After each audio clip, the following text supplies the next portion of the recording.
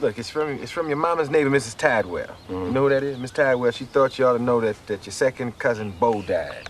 Bo died, and your other cousin, Sally, on your daddy's side, she died. Oh, apparently your sister died, too. Jenny? No, say Marlene here. Marlene died. Oh, no, Marlene. Jenny died, too. Jenny and Marlene both dead. Then it goes on for a while about how crop didn't come in on account of the frost. Finish up with, it's been a big tornado in which your mama and your daddy were both killed. Well, don't worry, because she gonna take care of the dog. That is, if he gets over the worms. Dog had worms. Appreciate it. Yeah, you know. Anytime I can help out. Anybody else got something they want read? I can't blame y'all.